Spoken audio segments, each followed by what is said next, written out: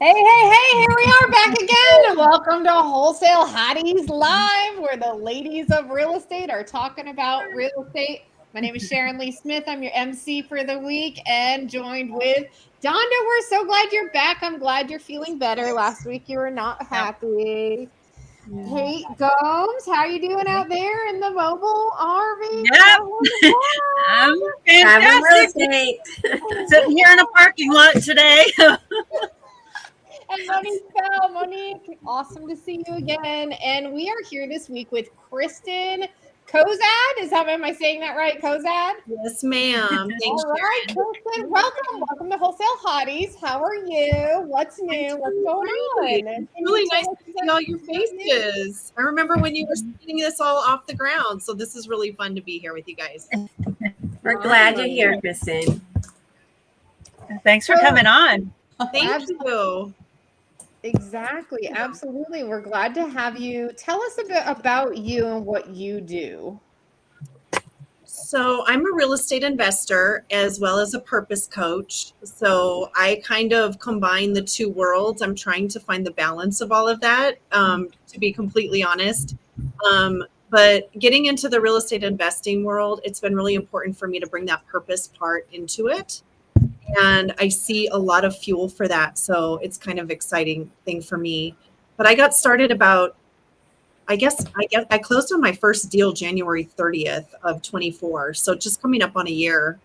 And it's changed who I am, the entire realm of this and the great community that we get to be a part of with all of you guys. I mean, it's just been such a game changer for me. I live in Denver, Colorado.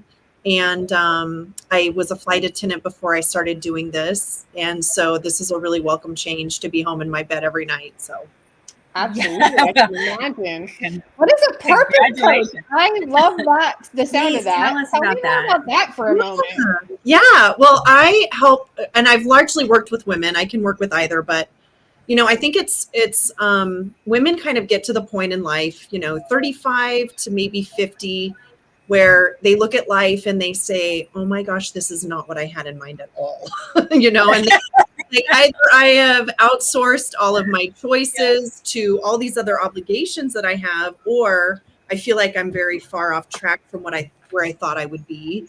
So largely I work with women and help them really put words to their core values, their vision, and their purpose, so that there's a different intention when we put words to things. So I help them to really clarify what that means for them, and so that they're taking that bigger vision into the world. So, and then with how did you learn? What? How did you learn about being a purpose coach? So I decided I wanted to be a life coach, and I looked for my training program and everything. And what I really realized was the thing that I really needed, and I don't see myself as a life coach, in all areas. I don't want to coach people on relationships or family life or things like that. But I think that coaches, the strongest coaches, come from their own story. And so for the longest time when I had that other job, it was really unfulfilling for me. And when I was in college, I did all the assessments and all of that to find out what am I here to do. And finally, in the year of college, my mom said, you need to pick a major and peace out. So it kind of was like, well, I guess I'll do communications, because I just plugged in all my credits and everything. But with the purpose part of it, I think I knew I wanted to go deeper with people. Mm-hmm. So I was in a job where it was like ships passing. So people were in your life and then out of your life. And I knew that planes passing, right?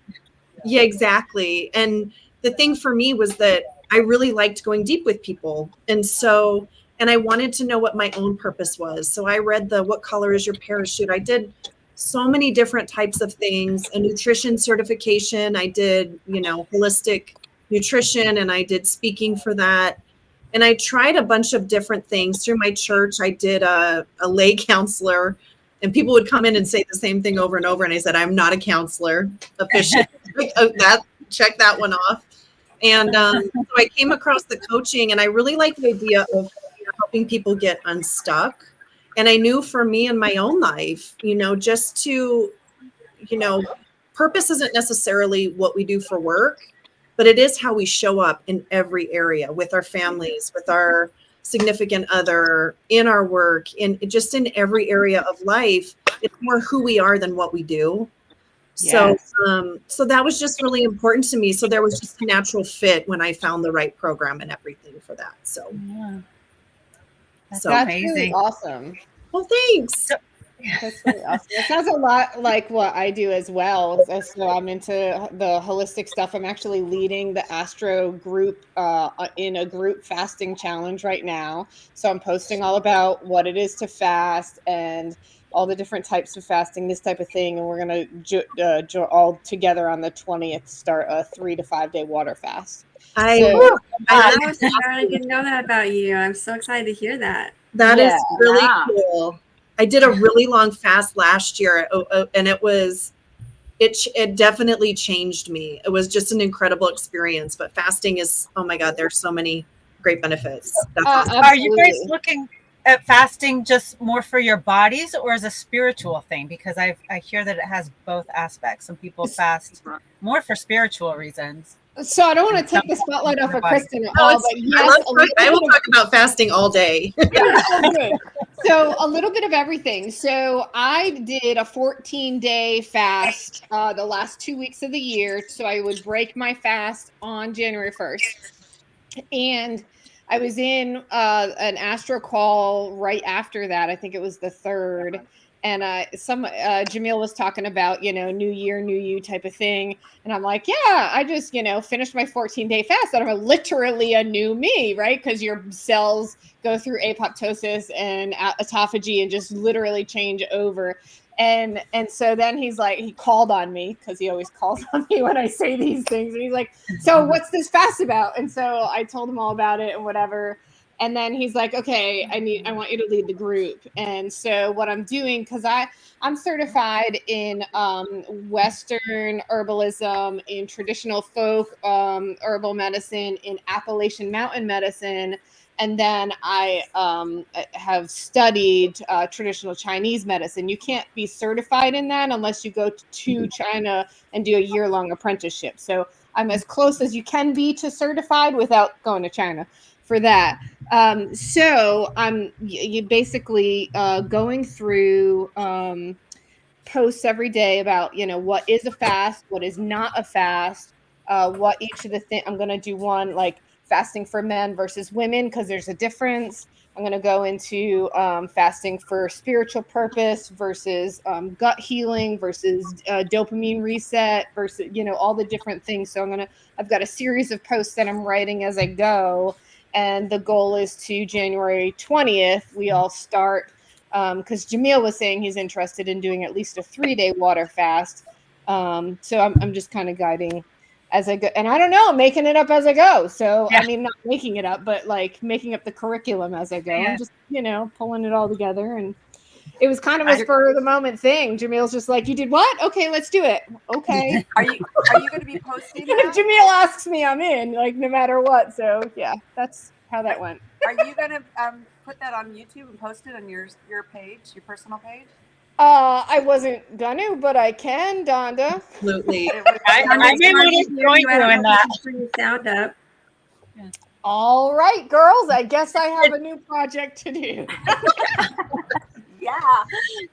And how about you, Kristyn? Do you do it more for spiritual or the body or both? I think it's both. I don't know how to do it without having my spirit involved. So Exactly.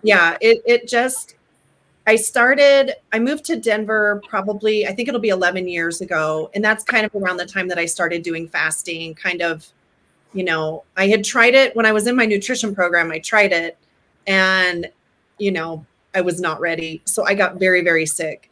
And so I kind of didn't do it for the longest time. And then when I came to Denver, I started doing it again. And I really kind of got into 3, 5, 7, 10. And then this past year I did 40 days. And that was definitely a spiritual thing. It was definitely, there were things in, it's amazing if you look at the timeline of what's happening in your body. it's amazing to see what's actually happening. And there's a lot of misinformation about it. Absolutely. And I went to a doctor and told him what I had done. And he was terrified. And you're still alive, he probably thought. Yeah, no, that's beautiful. He's Go ahead, finish what you're everything saying. on the inside. So it's satisfied. Like I was so satisfied, you know. I mean, every night I would go onto Pinterest and look at all my food boards, but No, that was my curiosity too. the 40-day Do fast Pinterest. is the one fast that I'm not writing about and promoting because medically it can be tricky, right? But that's my next step is to do a 40-day fast. And there's a whole I don't know, have you read the Esiac book about the 40-day fast? And so it's based on Jesus's 40-day fast, 40 days and 40 nights in the wilderness, and there's a whole bunch, there's a whole thing, a whole book and a whole series about it, and I'll send you links for sure. But you have to be very, very careful. And I knew that. I mean, that was kind of my goal starting out. But I also knew, just like everything in life, you have to make adjustments for yourself. And so I knew that if something happened where I kind of started to feel like, ooh, I think it's time to break it. I think that's Kate, that's the part of the spiritual part too, is really listening, you know, and knowing. And the humility to say, okay, I might need to. Right.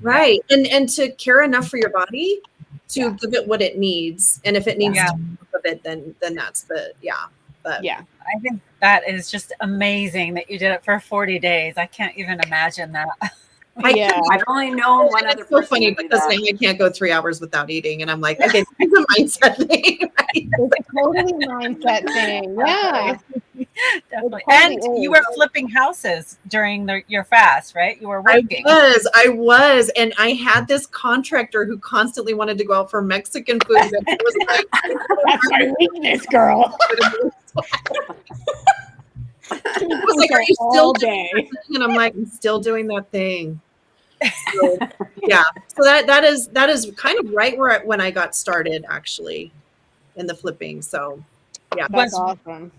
Was when you did the 40-day fast was when you also started flipping, or? I started flipping the end of January, and I think I started the fast. It was probably a month later. Okay. Maybe a month later. And there wasn't any particular rhyme or reason to that. Just, it was what I felt I wanted and needed to do. So, yeah. That is badass.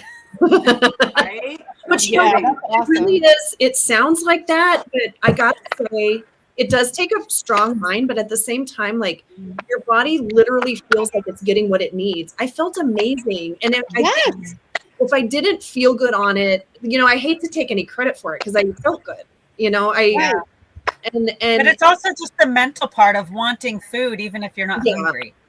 That's the hard part for me. You know, like I totally know what you mean, right? The first 24 to 48 hours is the hardest part. Day 3, you feel amazing. Day 4, the toxins kind of come out, so you kind of get body aches. You kind of have like a flushing effect and that type of thing, right? And then day 5, your head goes clear and your body just feels absolutely out of this world, right? And from there on out, it's a breeze. It really is a breeze. So I did the 14 days, no problem. And then as of January 1st, I'm doing 36-12. So 36 of fasting, 12 hours of eating window through the month of January. And then in February, I'll go back to my normal eating, which is the 18-6 cycle. Anyway, and that's like just the way my body likes to eat anyway. So like 2 to 8 is when I eat, you know, and I just stay with that. But yes, I know exactly what you mean. Like once you're past a certain point, it's a breeze. It's kind of easy once you're there. It feels good. My chiropractor said you will never feel this good in your life. You'll never feel this good again. Yeah.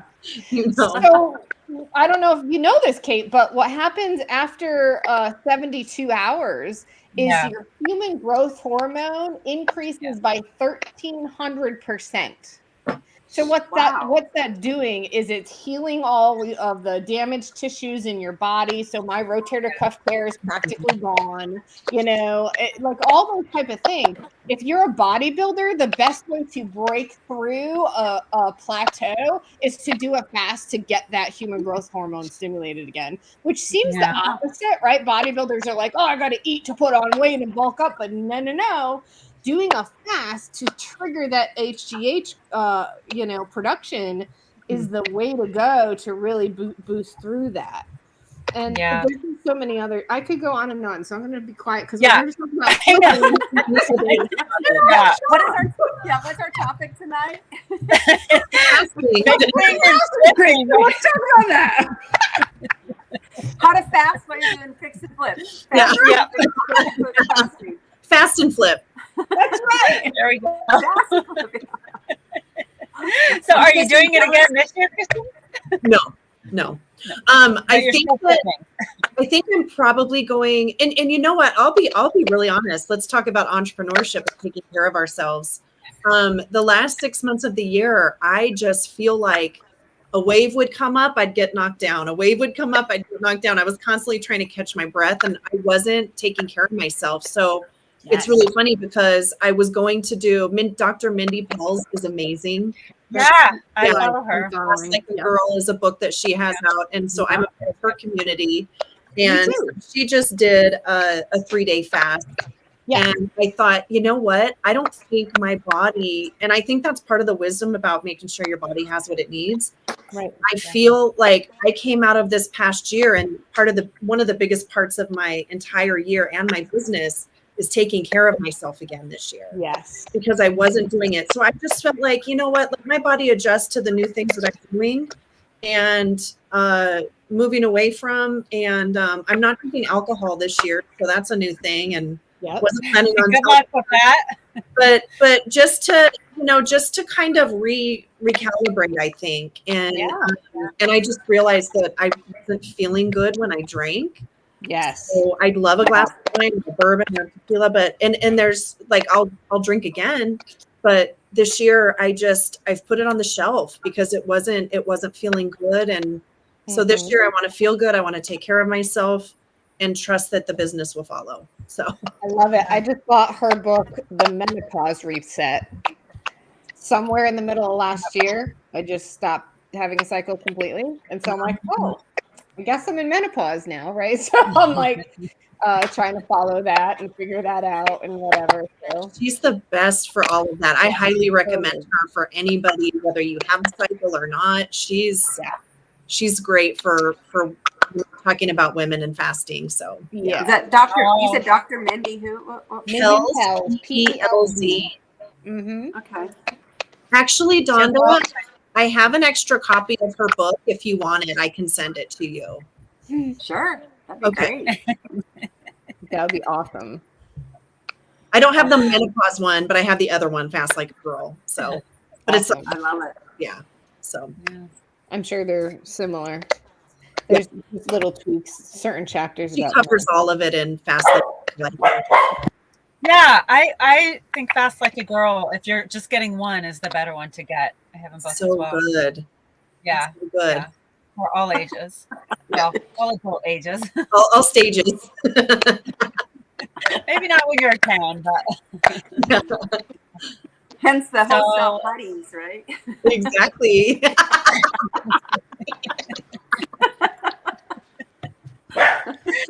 The guys are getting some good education tonight, huh? That's good for them. So, are you a real estate agent as well, Kristyn? No. Am I remembering that correctly? No. No. Are you strictly doing fix and flips? So last year I did fix and flips. That was my kind of entry, was doing fix and flips. And then this year, toward the end of the year, I think I tried some things out. I stepped into wholesaling. I'm not a wholesaler. I'm trying to find that happy place of where my gifting is, the things that I enjoy, and so that I can create a business that I really like and am excited about. And when I started doing the wholesaling, I would have the Sunday sadness of like, oh my God, I have to go do this again for 5 days in a row. you know. So so the flipping is really good for me. I love the design aspect. I love taking something from nothing and making it really beautiful, and during the process thinking of who's going to call this home, you know, and feeling connected to that. I really love the flipping for that reason. So Man, we'd make good partners because I'm the opposite. Give me sales all day long, and I can't stand the flipping part. oh, bring me properties. But we are, I am starting to work with a couple new partners. And so we will be doing remote. We're actually, I reached out to Donda yesterday, but we're going to start doing Arizona, kind of Phoenix, Scottsdale area, and then start with that market and then move on to a couple other markets and scale it. So I'm super excited to have more of them. Very nice. Yeah. So that and capital raising and so the fix and flips is really kind of, you found is more your sweet spot and where you started. I like it. Yeah. I think that I just took to it when like doing the first one, I understood the process. Everything made sense to me. I think you have to be a pretty good communicator as well to keep all the pieces moving together. And so that's I kind of think about what people need to know going into a project, or, you know, any gaps in communication. I'm very sensitive to that. So yeah, I think it's kind of a natural fit for my skill set. And you didn't get the Sunday blues? No.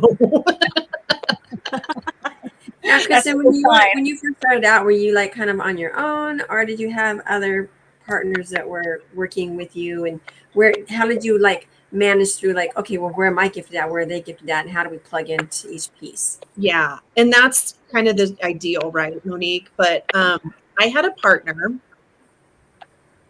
That sounds so familiar. Just stop right there. We definitely dated before we got married, and the attorney that I had dissolve, you know, remove me formally from that, said, you have to be so careful about partnerships. He said, it's like a marriage, and it's like ending a marriage. And I don't think I mean, that's a little dramatic, right? Let's be honest. No, it's real. But it is real, you know, to use. You own property together. You're financially tied together. It's just like a marriage. Absolutely. Yeah. The anger Hate is more the this about The that. anger's the same. I still got fucked in the end. Oh, I mean, sorry. Sorry. It's not in the way that I prefer. Yeah. So yeah, Sorry, you too. I think the partnership thing, I think that is something that people need to really, you know, vet your partner, find out, like, see them in different situations. I think I had some yellow flags. I don't know that I had red flags with my partner, but we did the first one together, and then I did the others on my own. So I was. Did you actually form a business together on your first property, or okay? Because I'm collaborating where we own the house together, but we each have our own entities that are on title. And that, right. Yeah. And yeah. That's more of a JV. You guys have a JV agreement, right? Yeah, we should. Yeah, you should. Well, I think, yeah, that safety part of it, and really being careful about that. I think that's so important. And really, we just jumped right in. And I think we were both brand new. We both met at a networking dinner. And I think that it just was great to have somebody say, let's do this together. And we were both like, okay, that's perfect, you know? Yeah. So, and it ended up working out, but it taught me a lot. And it was really hard at the time, the way that it ended and everything. She didn't want the end of the partnership, and I did. And so it made for really hard conversations and months of kind of dragging on. But just like breakups can be. When it's a guy who thinks he knows everything, it's a problem too. Anyway, so with your new partnership, what are the roles? Do you each have your own very specific roles, or how does that? So we're just in the process of establishing that. One person is kind of a construction type person, which is insanely helpful.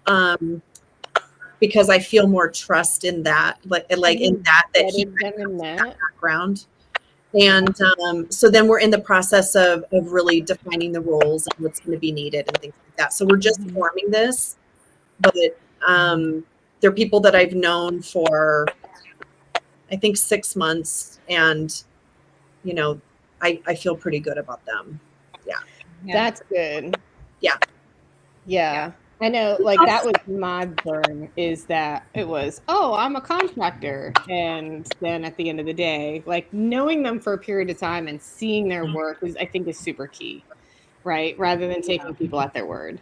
Yeah. So, Well, Right. it's, you know, kind of the character part of it so Yeah. much, you know, and seeing them with different people in different settings. yes. I think that's really telling, and kind of goes a long way with, you know, With this person, every time I see him, he engages in a similar way, and he's consistent. It makes a difference, Kristyn, too. I think that when you're having communication with people who have had some experience with you, without you, and you run into situations and you can play off of each other by saying, hey, this is what I see. What are your thoughts? Yeah. And then you can have that communication to go back and forth to determine what is going to be the best way to move forward, and not just what you're thinking is going to move forward. And it sparks ideas that you may not have sparked otherwise. It makes a huge difference. Like, for instance, and I've done a fair amount of fix and flipping, and my brother is my business partner, and you know, we're very synergistically, we're very opposite, but that works so well because he's gifted in different areas and I'm not, and it just makes a world of difference when you have that person to play off of and to sounding board type of thing. So and you got comfort in that. That's the deal, right? And to have the opposite skill sets, and then the ability to communicate about what needs to be done. Those are the two most important things, I think. You know? And I think what you were saying about outlining those roles and expectations up front is so important. Yeah. Rather than saying, oh, you're a contractor. Oh, I have money. Oh, let's do this. Right. Really detailing what that looks like. To put it in writing too, because what is in your head, it could be completely different from what's in their head. Right. And it can also transform over time, because as you begin to synergistically work together, you find, even though you're gifted in an area, they're more gifted, or they're just more well-versed, or you find you just prefer something differently, and then you can walk through that, because it's my role and I'll keep doing it, but I'd like to also be doing this. Oh yeah, let's put you in some of this stuff too. And so it just makes a big difference to be able to continue to pivot too, if you need to pivot. Agreed. And do what makes sense for the project, for the good of all, and that's what that is, right, Monique? Oh yeah, if you're driven and having that desire, and just forging forward rather than just sitting back and thinking, oh, I can just sit back and wait for it to happen. Yeah, exactly. Yeah. Or getting greedy. Some people get really greedy and create an issue that way too. Or lazy. Or lazy. Let me hire someone else to do all the things. Well, okay, but our budget was saying that you would do those things. So right. Coming out of your portion. Yeah, exactly. Yeah. So was it scary for you, Kristyn? Because it sounds like you jumped right in from being working on an airplane to flipping houses, and that's quite a different career. Did you have a parent? It is. Yeah, you know, I did have a little training time. So I got into real estate investing. My mom had passed away, and so I was taking some time away from that job. And she left at home in Montana for our family, and my brothers don't want it. So I wanted to buy them out. And so really, when I got started, that was my singular focus, was buying this house in Montana, buying my brothers out of it so that I was the only one on title.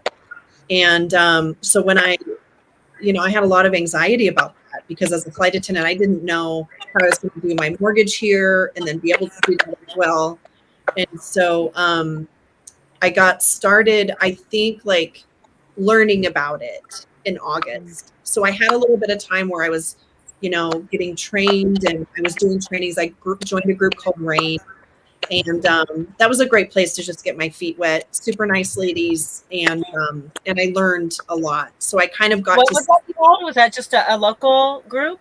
No, you, or- she's based out of Dallas. It's Women's Real Estate Investing Network.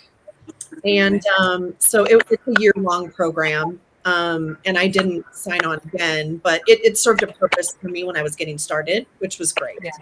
So I kind of had a chance to go, oh, okay, well, this is wholesaling, this is fix and flipping, this is, and at least fix and flipping, I'd seen it on TV. Yeah. So, Right. hey. all the good shows.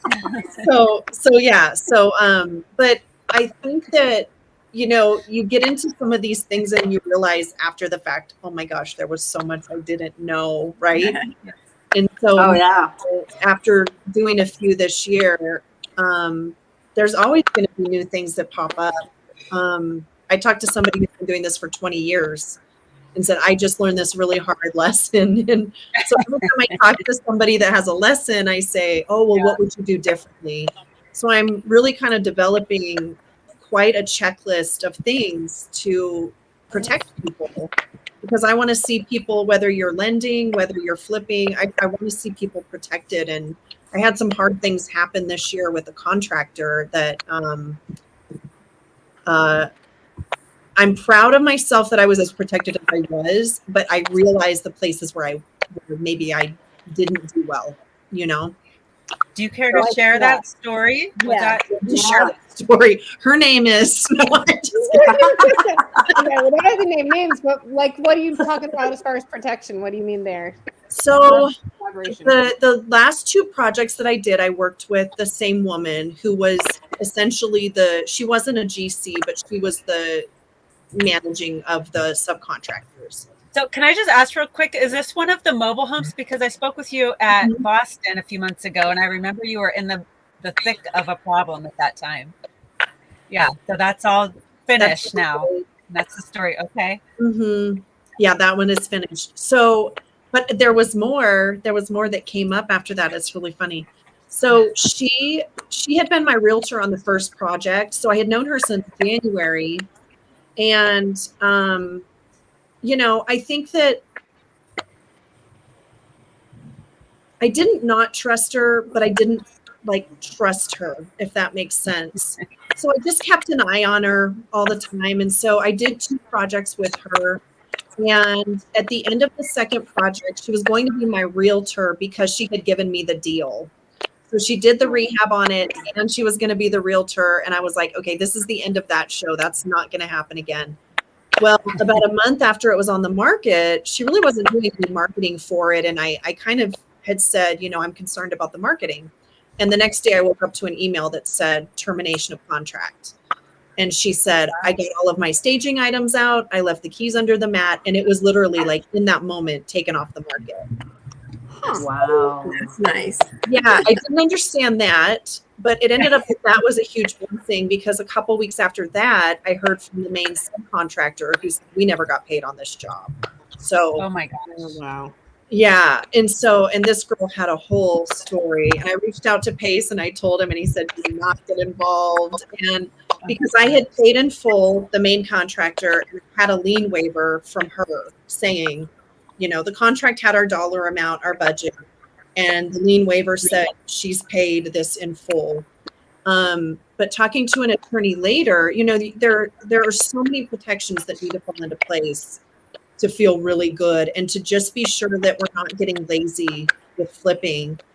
And one of those was make sure that as the subs are getting paid, you also have lien waivers from them as well, because I didn't realize that even though it was in our contract that she would pay the subs, you just want to be sure nothing's going to come back on you. If you're running a good business and you're paying people, you want to be sure that you don't have any of that coming back on you. So not only, moving forward, I will have the main contractor sign a lien waiver every time there's a draw. And then I will also do the same with the subs. I'd rather overprotect than underprotect and be able to prove my case very easily.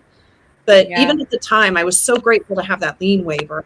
And so I told the subcontractor, we did talk. I just felt terrible for her. And so I said, well, I don't want her to put a lien waiver on the house. So I wanted to tell her I have a lien waiver. I didn't want her to put a lien on the house. So I told her, I have this lien waiver. You're barking up the wrong tree. This is who you need to go after. And so it was terrible. And talking to her ex-business partner, there's another lawsuit against her for stealing $30,000 from that partner.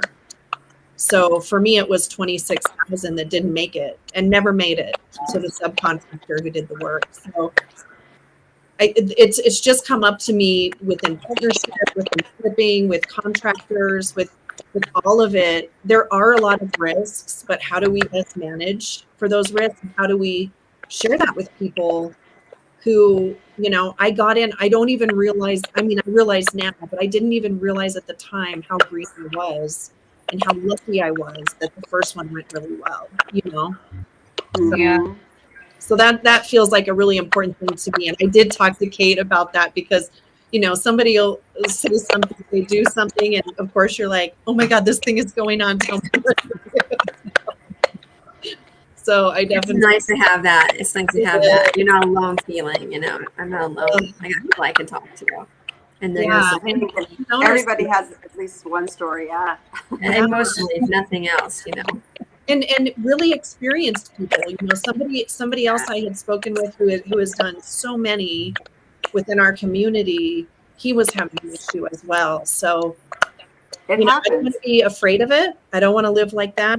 But at the same time, I do want to cover myself as much as possible and be sure that I'm not getting lazy with assuming people are going to run business. Absolutely.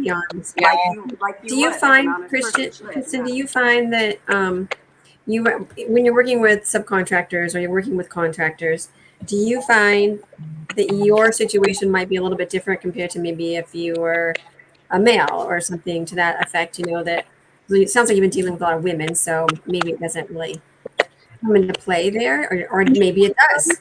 I think it did, Monique. Honestly, I think that she thought, this is a new investor. It'll be easy to take advantage of her. The first project where she did the rehab, it took me a very long time to get the lien waiver from her. And at least I knew I needed that, right?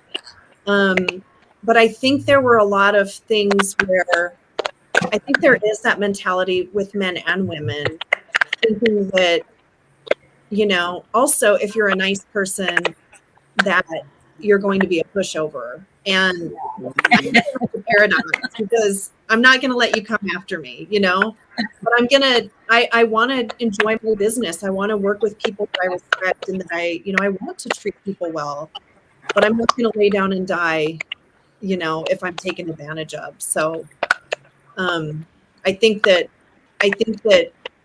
we need to be empowered to speak our minds. And I think that leading the project and not thinking, oh, I'm just a girl, I'm just a woman, but to really not, and I don't mean it in a way, I think that we had talked about this a long time before, but feminine leadership, leading with grace and leading with as an invitation for everybody to show up and do the best that they can do, rather than asserting dominance or anything like that. I'm not going to be doing it, I can do it if I have to, but I choose to have more of an invitation and to create a culture on a project, rather than to try to make sure that I am woman, hear me roar, right? I think that there's a balance there in owning what needs to happen at that moment. But I think that whether you're working with a woman or a man, I think that it is a possibility that maybe I don't see it that way, but they might. I think that's a really great way of looking at it. The way you explained that was really very, very gracious. Thank you. So, yeah. And I feel like you can be like that in the flipping world, but you also have to understand what you're doing and know what you need to do. Maybe don't give the contractor all of his money up front before the job's finished. And following those types of procedures to protect yourself, and then you can be who you are. You don't have to be the hard ass. You can just exactly. Not paying you yet. Sorry. I think the more educated we are about all the aspects of the process and who's doing what and when, and the more educated, the more confidently we can lead that way. We can actually lead the project instead of being led by a contractor or a partner or anything like that. So I agree completely with that, Kate. Yeah. And I think if we set expectations right from the get-go with these contractors or anybody doing work with you, it's like, I want the job site cleaned at the end of each day. I don't want cigarette butts in my yard. Seriously, if you kind of give them a write out and you have them sign it and just say, hey guys, this is what I expect of you. And is there anything that, communication is really key, and let's make this thing work. But and everything in writing, just like that. Like that's really good. Yeah. Cigarette butts are going in my neck. Right? Because it's really bad when you go there and you're like, oh my gosh, this is horrible. Yeah, it looks like one big trash bin. Leftover, your leftover pot or whatever. And we had a situation with a property that we were working on actually for a homeowner, and one of our guys our subcontractors went there, and the homeowner was livid. He said the guy was on his roof dancing to his music. He didn't like that. He was very unhappy that this guy was, because he said that one of the sandbags rolled off and fell onto the ground. So I was very unhappy about that. And the fact that he was dancing on the roof is really, that's not okay, apparently. I found this really funny meme. I wish I could, I'll try to find it and send it to you guys, but it was so funny. It was these workers with like a scaffolding, and they were all, they were definitely not working. It was so having that might have been my husband. That might have been my husband back in his scaffolding days. We lived in Seattle. And they had those duck boats things that would do the duck tours. Oh yeah. Go by, and they always had these guys, and so they would start playing the YMCA, and they'd be up on their scaffold doing the YMCA dance to the duck tour guys, and they go by. That's adorable. That's pretty funny. You gotta have fun when you're working. I think so too. I think so too. I don't hate that. I don't want anybody to break a neck or anything like that, but yeah.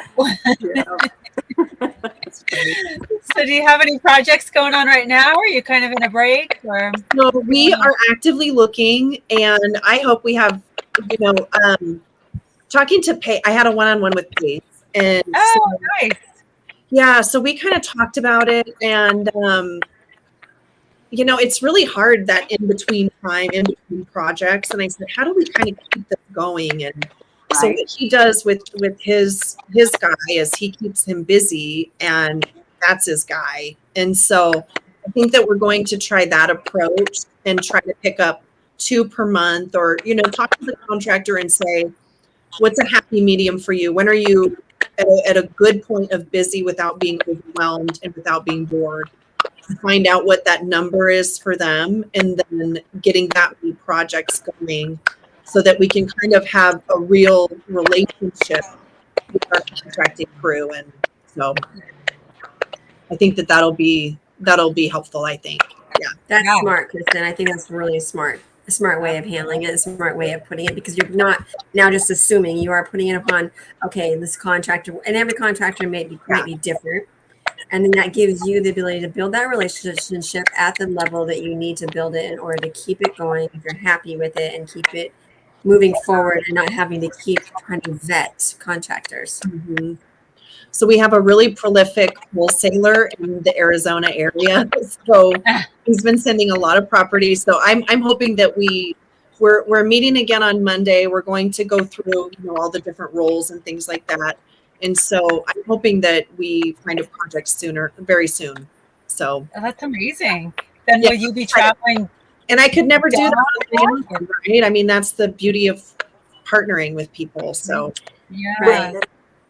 boots on the ground in different areas, as well as the way that they can handle a different state, and somebody's going to be there to check the property and all that. Are you going to keep any of the properties, or are you going to sell them? You're all about selling all of them. I think it'll just depend on what makes sense for the area and the property. I personally, right now, my agenda is not to have a bunch of buy and holds. So later in the year, for sure. but the first 6 months of the year, I'm increasing my capital. So I am not. I'm looking to buy a mobile home park too. So there you go. That's amazing. So what? Oh, I was just what is this made me think of the Mount Everest project. So I'm curious what your bigger, grander plans are. So I have had a vision for a really long time about, and it's in tandem with the coaching that I do. And I have the biggest Pinterest board you've probably ever seen because I'm very visual and like I said, I like design and things like that. So living in Denver, I see this as kind of being in the foothills, not too far away from Denver. So an easy commute, but a really incredibly beautiful space with a lot of natural elements, tons of windows, a lot of natural beauty where we can do the coaching, and everything, coaching, spiritual direction, and counseling for people to help them kind of get out of their own way, to deconstruct, and to really get free. So that's been on my radar for a very long time. But what I realized in the process of doing our project with Everest is that I think that's base camp. Starting that is base camp. And so really for me, my people are my doors. So it's really more amplifying the impact that I have through that center. So for me, it's going to be the things that kind of spread out from that are going to be a lot of YouTube, podcast, wholesaling, all that kind of stuff. And getting that, really kind of getting it out there and having a really big impact, having a really large community of people. But what I've realized, Sharon, you might get this from, you do a training program for something, nutrition or coaching, and, you have the soft skills. That's great. You can be the best coach, the best nutritionist on the planet, but they don't necessarily teach you how to run the business, how to make a living doing it.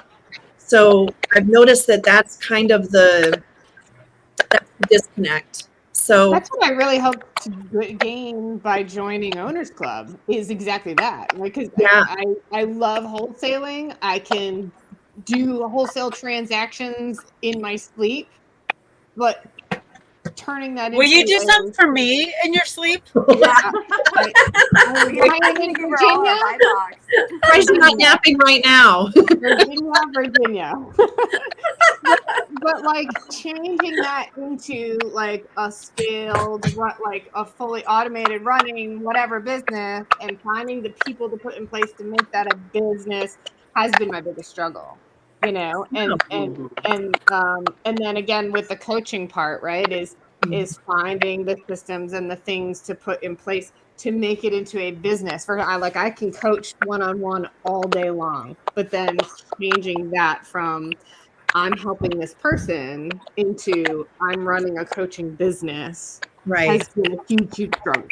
Right. And there are a lot of people struggling with that, And so I think that the part that, I'm learning, there's a lot of juice here in the real estate investing world, and it does take time to get that, all our processes and all the different aspects of our business. It just doesn't happen overnight, and it does take a fair amount of work. But what I'm learning is that people can get into this, when we have a purpose, when we have something big that we want to bring out into the world, what does not hurt? So it increases our impact and our ability to influence in whatever that purpose is. So for me personally, it is looking at what kind of education, after clarifying purpose and vision and all of that, what kind of education do people need in order to take that thing out into the world? So thing to me gives, am I muted? No, I can hear you. Okay. I just saw a message on the screen. You've been unmuted. Sorry, I'm trying to figure out what that clicking noise is, and I was muting each of us separately. It's like really wild. I know, I can't find that either. I don't know. I've muted each of us separately. I don't know which one of us it is, but that's okay. Just keep talking. We're going to ignore it. So, but anyway, so it really is, my Everest is more in line with how do I help them to create that impact? How do I help them to have the means to do that? And having a strategy like investing could be really helpful. And then, really working with people with the wealth mindset and the abundance mindset, and to get out of our way and to be able to, really create that thing that we're looking to create, whether it's in investing or coaching or any other realm. How do we create impact? And the idea of wealth has been a really big one for me this past year. And the fact that is ultimately, it's not a simple thing. I'm not trying to oversimplify it, but ultimately that's available to anyone. Yeah, absolutely. And I love what you're doing with flipping, Kristyn, because there's so many flippers out there who don't care so much about the homes and who's going to live in that home. And so they cut corners and they do things wrong and not very nice. And I just love to see one of your flips, because I bet they're beautiful. Thank you. Thank you. It gives us flippers and investors a good name. What? Sorry, Kate, go ahead. Oh, I was just saying, and it gives us flippers and investors a good name. Absolutely. To have people like you in the industry. Yeah. Well, thank you. That means a lot from you. Yeah, absolutely. Yeah. What are you using for project management? How are you running your jobs? We were, what is the program that he has? I don't know the name of the program that he has. We just talked about it, and it wasn't something that I knew. But as the contractor and having the contracting teams, he has the whole thing already set up.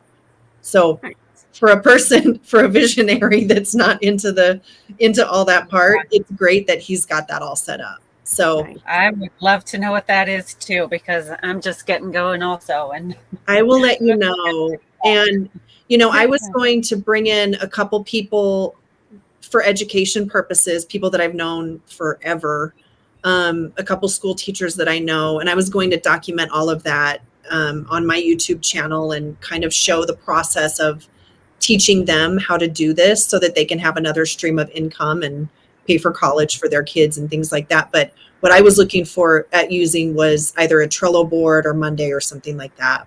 Yeah. Mm-hmm. Yeah. There's a really great one, and I don't know if you've seen it. We used Trello. Yeah.